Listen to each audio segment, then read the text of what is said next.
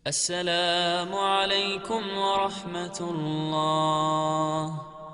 Pegawai honor, tidak usah kau belajar bagaimana cara supaya kepala dinasku senangkan. Tidak usah. Lebih kau belajar bagaimana supaya kau bisa terangkat jadi pegawai tetap. Nah bilang PTT, pegawai tidak tetap. Sudah itu TTP, tetap tidak pegawai ya.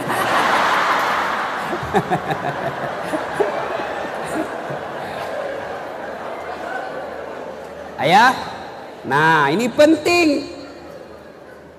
Ali bin Abi Thalib, sahabat Nabi yang paling cerdas, yang juga sepupu satu kalinya Nabi, pernah ditanya, "Ya Ali, jika engkau disodorkan antara ilmu dengan harta, pilih mana Ali?"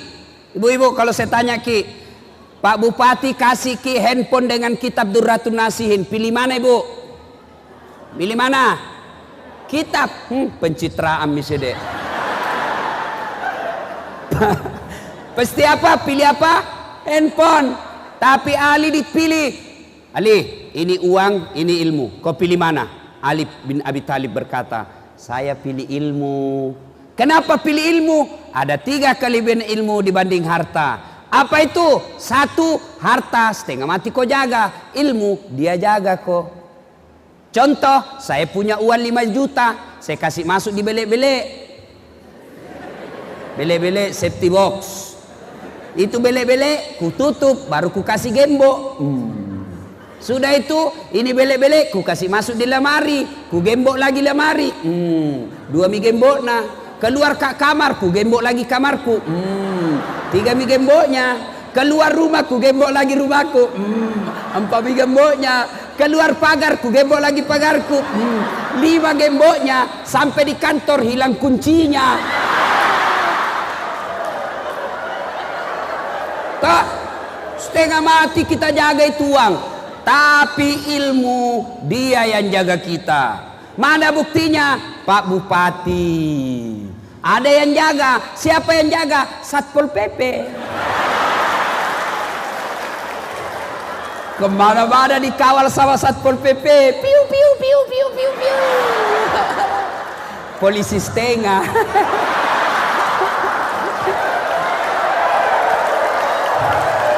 Hidup Satpol PP. Allahu Akbar. Dijaga Pak. Yang kedua, kelebihan ilmu, kata Ali bin Abi Thalib, dengar baik-baik. Harta kasih orang berkurang, ilmu kasih orang tambah. Saya punya uang 10 juta, ku kasih sepupuku 5 juta, maka uangku nilainya tinggal 5 juta kurang. Sebaliknya, saya punya ilmu, saya ajari ibu majelis ta'lim Al-Fatihah, hafal Al-Fatihah, hilang Al-Fatihahku, tidak, tambah, makin banyak orang tahu Al-Majariah. Ya Bu, tidak ada orang saya ajar Al-Fatihah, hafal kodea, begitu hafal waladhdallin, nah hafal, mana Al-Fatihahku? Jelas. Nah, yang ketiga, kata Ali, dengan ilmu kau bisa dapat harta, tapi dengan harta belum tentu kau dapat ilmu. Saya ulang, dengan ilmu kau bisa dapat harta, dengan harta belum tentu kau dapat ilmu. Contoh, ada orang kaya, banyak duitnya, tapi tidak tahu membaca. Pergi jum pandang, masih selesai.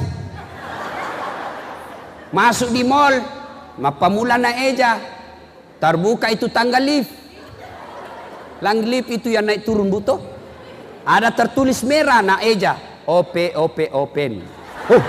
Open. Wih, besarnya pembikin kuenya ini. Open. Nah bayangkan pembikin kuenya istri dah di rumah. Wih, lopona nasa pak buah bepane ye. Wah ilaha illallah. Tiba-tiba terbuka itu, ada orang Cina masuk. Nabi bilang, weh ajak utama, yang kau masuk panas. Weh, masuk juga ini orang Cina. Tak tutup, goyang. Begitu terbuka kembali, keluar orang Irian. Nabi bilang, ku bilang memang jangan kau masuk.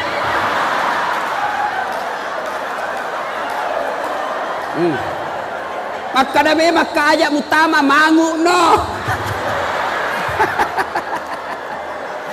Ayo, coba. Banyak uangnya tapi beleng-beleng. Pergi lagi menelpon Pak. Belum ada HP waktu itu, wartel. Masuk dia di wartel, langsung saja bilang, halo, ambokmu. Nggak nak pencet dulu nomornya. Ku bilang pencet dulu. Tapi sudah kepencetkan. Di mulut nak simpan di telinganya. Ya di telinga nak simpan di mulutnya. Halo. Saya bilang, Haji tak balik Lah sudah bilang lagi, loha. Lagi hancur. Ayo. Bahayanya. Makanya biar banyak uang, kalau beleng-beleng susah. Dibawa makan. Ini bahayanya kalau tidak ada ilmu. Bawa makan ke restoran mewah. Magam, enak semua makannya. Turun selesai, keluar dari restoran, bertanyalah anaknya kepada bapaknya yang kaya. Magembok, menyamam moga, enak jitu makanan tadi. Dia belum enak mana nak. Semuanya enak, satu saja yang tak kusuka. Setena uamak dek namilok tama. Kutelan-telan tidak mau masuk. Setengah mati kutelan tidak mau masuk. Nah bilang anaknya, yang mana pak? Nah bilang, yang tipis putih. Ternyata tisu.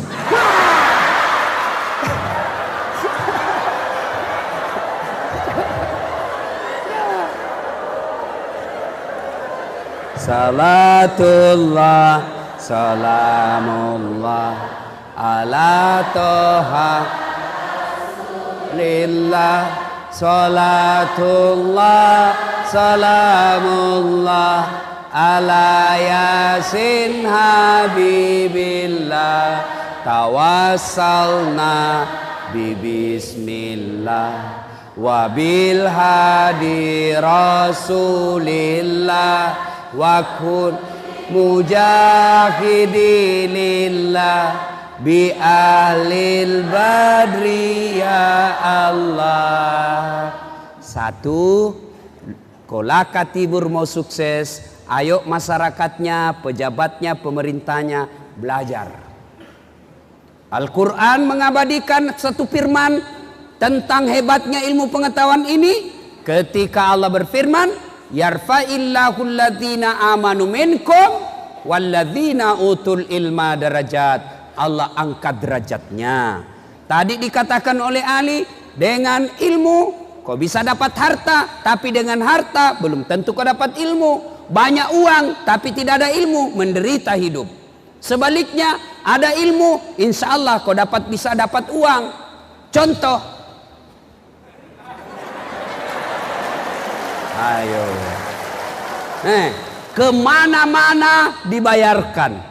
Orang bingung sekarang, pusing, stres, tiket mahal. Saya tidak pernah bingung soal tiket. Mau 10 juta, mau 15 juta, ndak urus. Kenapa? Bukan saya beli. Pergi tidak bawa uang, pulang bawa uang. Maka belajar. Ibu-ibu, jangan sampai anak ibu tidak dikasih sekolah. Jangan berkata ndak usah kau sekolah tinggi-tinggi, biar nanti juga kau jadi pengangguran. Beda itu pengangguran yang ada sekolahnya dengan tidak ada sekolahnya. Jangan kau sekolah tinggi-tinggi, banyak pegawai negeri. Memang sekolah bukan jadi pegawai negeri. Untuk apa? Supaya etak kita berisi. Alhamdulillah, kalau orang punya ilmu, diangkat derajatnya. Ayat pertama turun apa pak? Perintah puasa? Bukan. Perintah haji? Bukan. Perintah zakat? Bukan. Apa? Iqra, baca. Baca, baca, baca.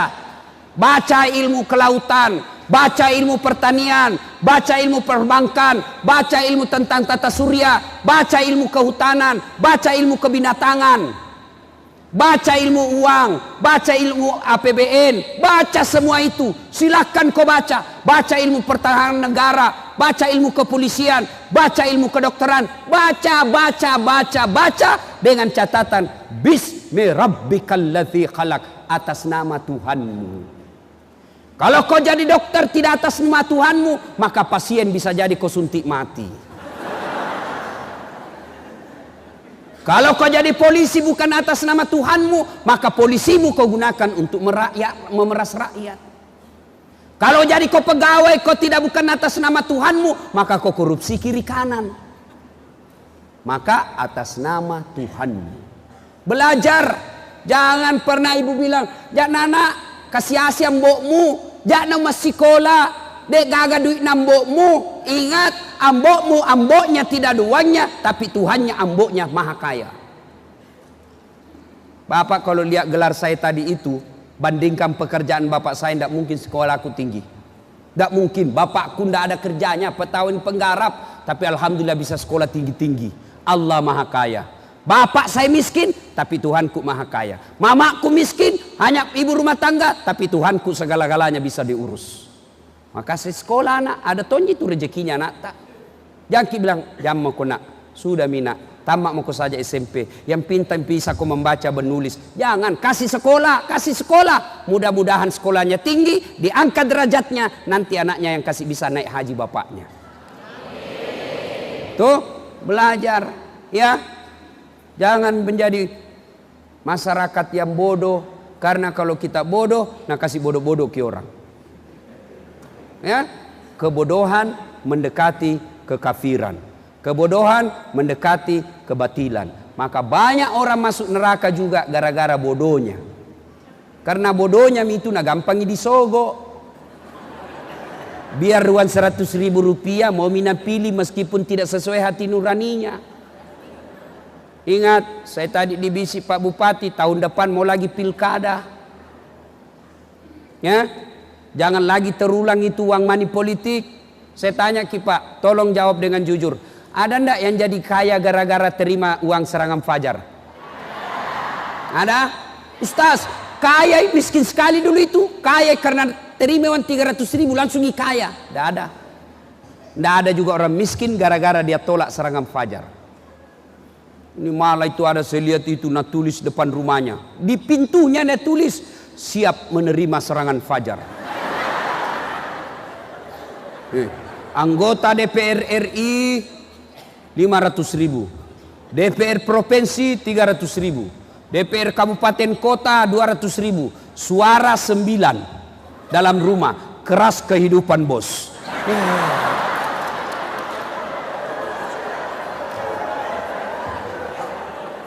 Ya, 1, 2. Kalau mau sukses kata Nabi, yang kedua kata Nabi, silul arham, sambungkan persaudaraan.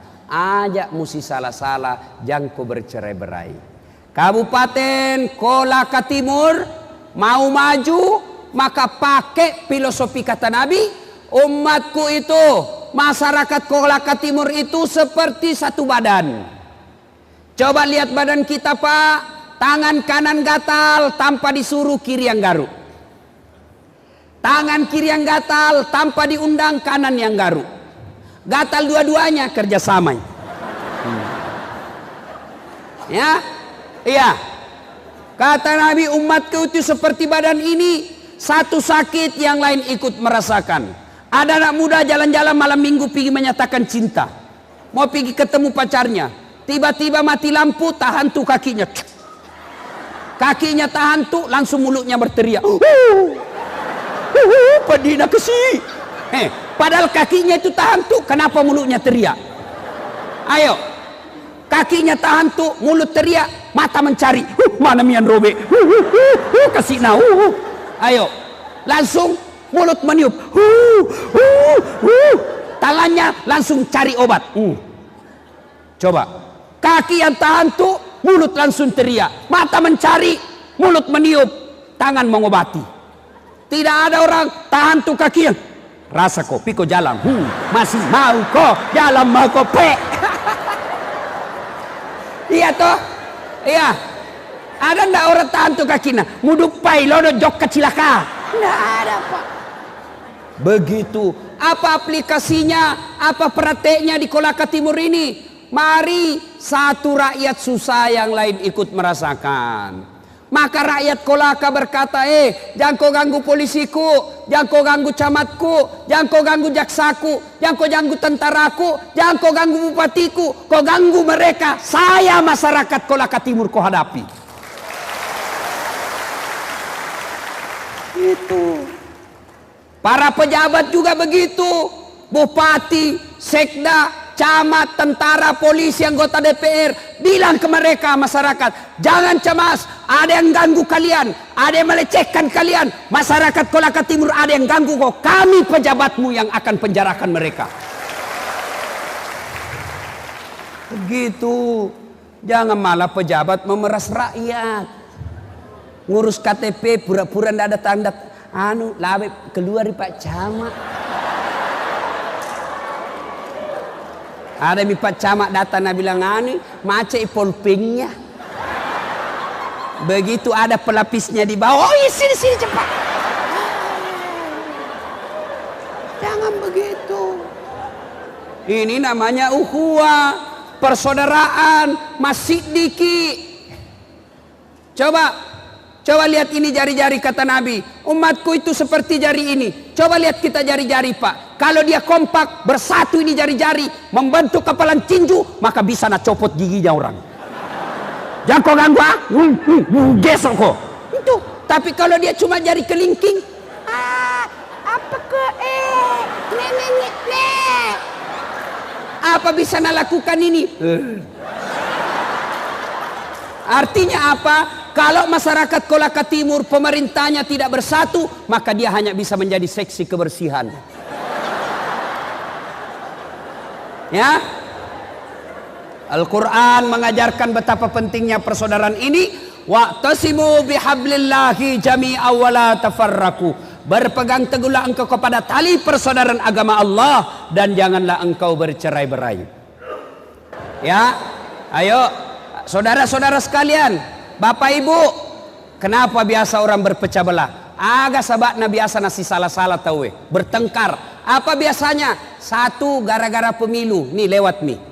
Sudah selesai maki mencoblos, maka tidak ada lagi 01, 02. Yang ada 01 tambah 02 menjadi 03. Apa? Persatuan Indonesia. Tidak ada lagi kubunya Prabowo, kubunya Jokowi. Kita bangsa Indonesia. Sudah, utamakan persaudaraan dan persatuan. Kalian juga para penyelenggara pemilu, KPU, Panwas, polisi, tentara, ASN. Kami rakyat Indonesia sudah memberikan kewajiban kami membenarkan suaranya. Mencoblos apa yang sesuai kalian anjurkan. Tolong jaga baik-baik suara kami. Bagi aparat yang mencoba-coba mengkhianati rakyat Indonesia, mencoba menyalahgunakan suara yang kami telah persembahkan, mencoba menyalahgunakan suara yang kami telah coblos dengan hati nurani kami, lalu mereka sia-siakan, mereka hianati, ya Allah kami berdoa, sengsarakan hidup mereka dunia akhirat. Buat mereka sengsara 7 turunan dunia akhirat. Ya Allah, Engkau yang maha menerima taubat, Engkau yang maha menerima doa, kabulkan doa kami. Sengsarakan mereka yang mengkhianati rakyat Indonesia.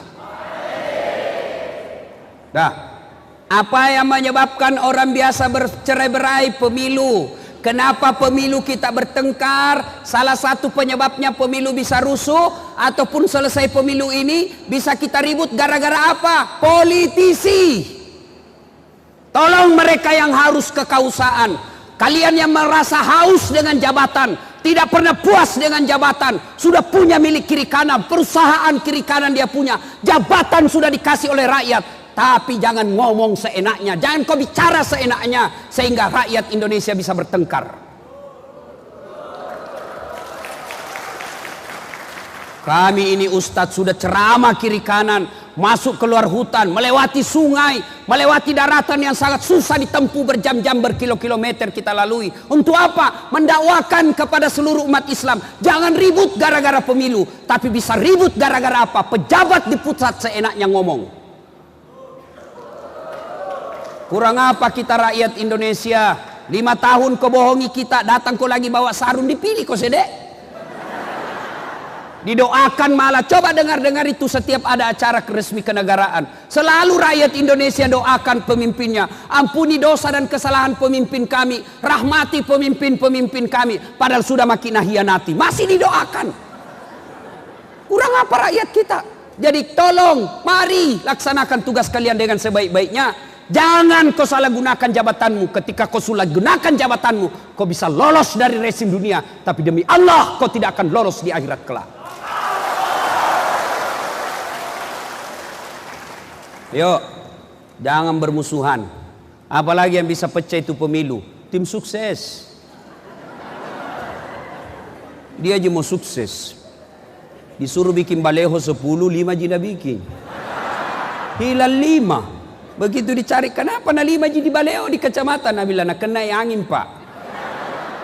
Coba, ada tim sukses di sini? Biasanya itu tim sukses itu kontraktor. Pernah kita dengar ceritanya kontraktor di akhirat? Jadi itu baku SMS itu penghuni sorga sama penghuni neraka. Baku SMS. Nah bilang penghuni neraka, bagaimana kabarmu di situ? Nah bilang penghuni sorga dulu. Tanya sama penghuni neraka, bagaimana kabarmu di situ? Ces, nah bilang dede, ndak ada enaknya di sini. Di blender jaki terus.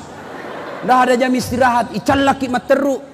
Nah bilang kau ya di sorga bagaimana? Nah bilang masya Allah enaknya ini di sorga. 1 laki-laki 7 bidadari. Ini bidadari perawan terus tidak pernah kentut. Masya Allah. Lalu Nabi bilang ini penghuni neraka, bolehkah kami jalan-jalan ke situ? Nabi bilang sini mako, tapi bagaimana caranya? Nabi bilang penghuni neraka, tenang mako, kan penghuni neraka itu rata-rata kreatif. Nabi bilang tenang nih, maksudnya kami bikin jembatan dari neraka, kamu juga bikin jembatan dari sorga. Kita ketemu di tengah, setuju? Setuju. Lelang proyek. Keluar pemenang tender. Waktu pekerjaan 3 hari. Hari pertama proyek dari neraka sudah selesai 50% jembatannya. Hari kedua selesai 70%. Hari ketiga tuntas, efisien dan efektif. Sementara jembatan dari sorga belum juga dimulai. Dan lihat, kenapa ini proyek dari sorga belum dimulai? Berteriak Raini dari sorga, dari neraka. Kenapa itu proyekmu belum selesai? Kenapa kau belum mulai? Kami ini sudah sampai di tengah sesuai perjanjian. Kenapa kau belum mulai? Berteriak juga dari sorga. Nabi bilang, bagaimana mau dimulai? Pemborong, kontraktor, pengawas, panitia ada semua di situ.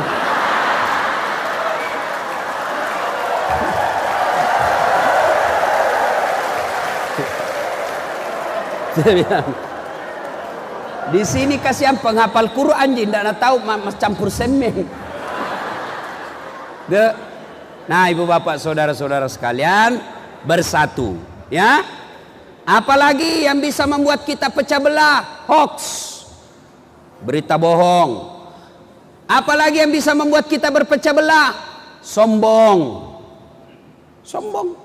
Begitu terpilih jadi anggota DPR, langsung sombong.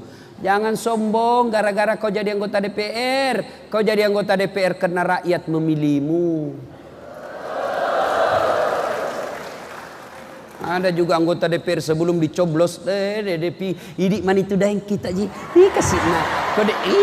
Kode kanya idik pale kasih mati na iya kasih. Sekalinya sudah dicoblos terpilih, biar angkat telepon tidak mau Tommy. Jangan sombong. Apalagi bupati, wakil bupati, jangan sombong. 5 tahun ji. Kalau terpilih lagi 10 tahun tidak terpilih, wabillahi taufiq wal hidayah. Jangan sombong. Kepala dinas sekda mau sombong, jangan sombong. Tergantung ibu bupati. Biar bupati suka ke klub istri dan bupati tidak suka ke nah kena kau abala. Coba ya sudahlah. Oke lah, dia suka ke bupati, disuka ke wakil bupati, disuka ke ketua DPR, disuka ke istri bupati. Pegawai negeri ada batasnya, jangan kau sombong. Apa batasnya? Pensiun. Bisa kau lawang itu umurmu. Jangan sombong. Ya. Apalagi yang membuat biasa orang sombong? Selain pangkat jabatan, apa? Ilmu. Jangan sombong gara-gara ilmu. Allah marah, dicabut ilmumu. Dalam Al-Quran Allah jelaskan, wa ma'utitu minal ilmi illa qalila. Dek walai kopat disengah kecuali cek dek ni. Saya tidak berikan kalian ilmu pengetahuan kecuali sangat sedikit. Apa yang mau disombongkan dengan ilmu? Pikun? Ada tinggi sekali sekolahmu, tiba-tiba pikun, hilang kau punya ilmu. Ayo. Ada orang banyak sekali gelarnya. Begitu dekat pensiun mulai pikun-pikun. Diprotes sama istrinya. Pak, biasanya kalau mau kopi mengajar, kau cium-cium saya. Ini sudah hampir 2 minggu kau keluar, tidak pernah mak kau cium-cium. Langsung dia bilang suaminya, astagfirullah, berarti siapa kau cium selama ini?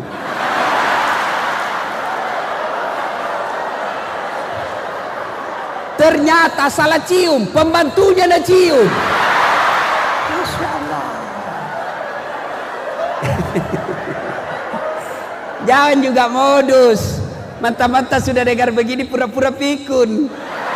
Didapat sama anaknya dalam kamar pembantu. Dia bilang, aku kira mamamu nak. Pret. Ya. Ya. Ilmu membuat orang sombong. Termasuk ustadz. Masa ustadz ada sombong? Banyak.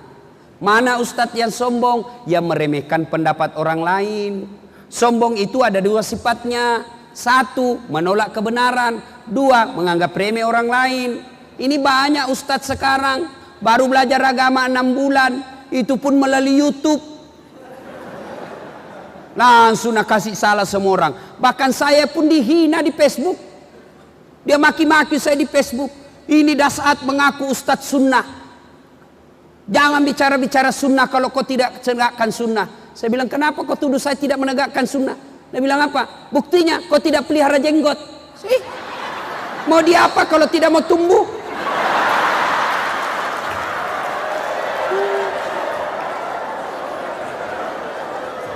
Banyak sekarang ustadz mengaku dirinya ustadz, tapi ceramahnya menghasut. Ceramahnya bikin pertengkaran di antara umat. Bid'ah itu maulid, bid'ah itu Isra Mi'raj, bid'ah itu peringatan nuzulul Quran, bid'ah itu taksiyah. Jangan lakukan karena tidak ada pada zaman Nabi. Tidak ada pada zaman Nabi menambah-nambah. Menambah-nambah itu bid'ah, bid'ah itu sesat, sesat itu masuk neraka. Masa gara-gara Isra Mi'raj masukin neraka, bos? Hanya alasannya apa kau bilang sesat? Karena tidak ada pada zaman Nabi. Kalau begitu, kalau tidak ada pada zaman Nabi, tolong juga kau ceramah jangan pakai mic. Kenapa? Karena tidak ada mic pada zaman Nabi. Oleh karena itu kita jangan ceramah pakai mic. Apa? Lu dengar di belakang.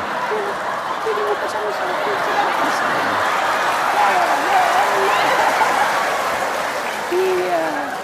Makanya jangan menyalahkan pendapat orang. Kalian yang tidak mau maulid jangan tapi jangan kau bilang sesat yang maulid.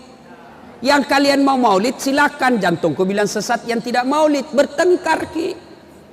Ya. Jabat tangan selesai sholat bid'ah, masuk neraka. Masa gara-gara jabat tangan orang masuk neraka, bos? Ya. Itu ustadz-ustadz sombong itu yang begitu. Tidak mau menerima perbedaan pendapat. Kita berbeda-beda, ini sunnatullah. Ya, gigi saja kita beda sehingga enak makan.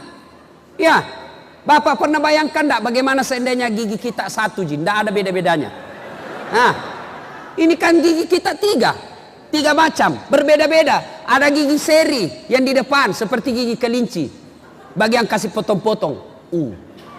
Ada gigi taring, ini yang di sini yang aneh. Bagi yang apa? Merobek daging. Yang ketiga ada gigi geraham yang kasih hancur. Kalau keras. Coba bayangkan seandainya gigi seri semua gigi kita. Repotnya itu makan daging. Ya, coba. Maka sunnatullah itu perbedaan. Yang tidak baik adalah menolak perbedaan. Ya. Apalagi kadang-kala membuat orang sombong. Kaya. Jangan kau sombong gara-gara kaya. Kenapa? kaya ada batasnya. Kena tsunami, gempa, miskin habis. Coba, jangan sombong. Allah tidak senang orang yang sombong. Bahkan Al-Quran dalam hadis Qudsi Allah jelaskan ada 3 temannya setan di dunia. 3 teman setan di dunia. Satu di antaranya kata Nabi dalam hadis Qudsi adalah ganiyun mutakabbir, orang kaya yang sombong. Siapa orang kaya yang sombong? Kaya harta sombong, temannya setan. Kaya pangkat sombong, temannya setan. Kaya cantik sombong, temannya setan. Kaya ilmu sombong, temannya setan. Itu temannya setan. Tapi orang masih bilang kalau dia kaya, kalau dia tinggi jabatannya, dia cantik, terkenal, tinggi ilmunya, sombong, masih orang bisa pahami. Ya pantaslah, banyak uangnya, tinggi jabatannya, terkenal, cantik, wajar. Tapi temannya kok setan.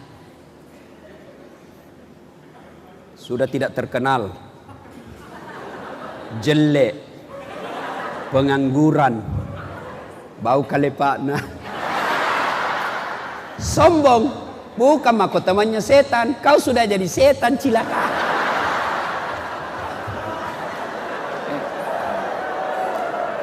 Salatullah mullah ala toha Allah ala yasin habibillah. 2. Silul arham, sambungkan persaudaraan. Yang bisa lagi menyebabkan putus persaudaraan apa? Sangka buruk. Tiba-tiba Pak Bupati memutasi. Yang tadinya kepala dinas tiba-tiba jadi staf ahli. Staf ahli yang tidak ada stafnya. Meja sama kursi terputar-putar di situ. Sangka baik, jangan kau sangka buruk.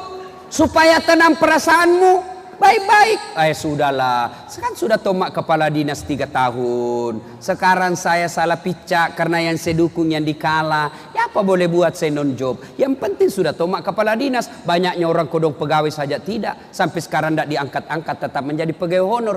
Tenang perasaan, itu namanya sangka baik. Jangan kau sangka buruk. Tiba-tiba dikasih pindah ke pulau, sangka baik. Oh, Pak Bupati senang sama saya, maka dikasih pindah ke pulau. Jangan sangka buruk. Begitu kau sangka buruk, maka tidak ada tenangnya perasaanmu. Ibu-ibu juga sangka baik. Ya, jangan sangka buruk. Tiba-tiba bupati mutasi, goyang, pindah jabatan, sangka baik. Berarti itulah yang terbaik. Tidak adalah dalam hidup ini Allah kasih yang terjelek. Pasti itu yang terbaik. Tamat SMA saya daftar tentara, Pak. Daftar ke tentara. Ternyata saya tidak lulus. Kenapa? Ceper. Tidak cukup tinggiku. Tidak lulus. Temanku lulus. Polisi. Sekarang dia reserse di Sulbar, Mamuju. Dia pakai baret merah. Saya lulus jadi ustadz pakai baret putih. Tapi alhamdulillah, dengan baret putih yang saya pakai, mulai baret hitam sampai baret merah, ku caramai ko semua. Namanya sangka baik. Jangan sangka buruk. Ibu-ibu, jangankan dalam kantor, dalam rumah tangga saja kita pecah belah gara-gara sangka buruk. Ibu-ibu jangan terlalu cepat percaya bisikan orang. Tiba-tiba masuk WhatsApp di handphone tak, kuliah suamimu, bonceng cewek, sangka baik. Oh, suamiku berarti selesai kerja dia pergi ngojek. Tenang perasaan. Tiba-tiba ditelepon tidak diangkat. Oh, berarti suamiku lagi sholat duhur. Tenang perasaan. Ditelepon lagi tidak diangkat. Oh, berarti lagi menghadap sama Pak Bupati. Tenang perasaan. Tiba-tiba ada lagi masuk Islam. Wih, ada lagi cewek nak bonceng. Suamiku adalah pegawai negeri, memberikan pelayanan prima kepada rakyat. Tenang. Itu cemburu lagi, cemburu. Baru cerita mengimpuru nih. Untung ini ibu-ibu ini suka cemburu. Sangka baik, tidak ada baiknya itu sangka buruk, Pak. Sangka baik, tidak tiba-tiba tidak ada jabat. Sangka baik, itu yang terbaik. 2013 saya ikut Pilwali Makassar. 10 pasang calon. Banyak, Pak, 10 pasang calon. Nah, bila orang dikalah ke Ustaz, tidak, cuma yang menang lebih banyak suaranya. Itu namanya sangka baik. Yang sangka buruk. Ada orang 4 tahun berkeluarga tidak punya anak. Tahun kelima dia ke dokter ahli kandungan. Tiba-tiba dokter periksa. Oh, alhamdulillah ibu, terlambat maki 2 bulan. Boy senang. Dia telepon suaminya. Pak, alhamdulillah terlambat 2 bulan. Dia bilang suaminya, jangan kau cerita-cerita dulu nanti tidak jadi malu ki lagi. Oke, cerita tidak dicerita. Beberapa hari kemudian datang petugas PLN. Assalamualaikum. Waalaikumsalam. Siapa ya? Saya ibu. Siapa? Pegawai PLN. Kenapa ki? Ibu terlambat 2 bulan. Kenapa bisa nak tahu ini? Dari mana nak tahu saya terlambat 2 bulan? Langsung disangka buruk sama suaminya. Iya sila bolong, iya bolong sih. Karena suaminya hitam, iya sila bolong. Baru pulang suaminya dari kantor, baru buka rumah langsung. Iya betul iya bolong. Langsung dia bilang suami, agak comok. Jengkel tongi tawa. Nah bilang istrinya, kenapa itu tadi PLN datang? Kenapa nak tahu kata terlambat 2 bulan? Bukan saya, betul kak bukan saya. Kenapa bisa dia tahu? Tunggu saya pergi marah-marah di PLN. Dia pergi marah-marah di PLN. Dia bilang, kenapa kau tahu istriku terlambat 2 bulan? Nah bilang ada catatannya pak.